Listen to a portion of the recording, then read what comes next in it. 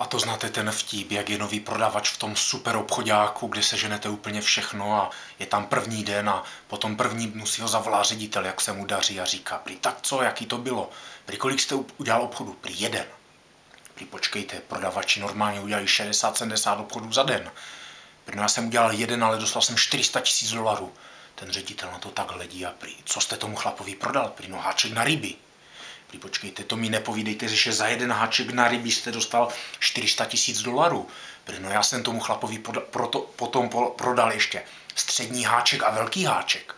Pak jsem mu prodal vlasce, potom jsem mu prodal rybářské pruty, dal jsem se s ním do řeči a z něho vylezlo, že jde rybařit tam daleko na sever, tak jsem mu ještě prodal rybářský člun.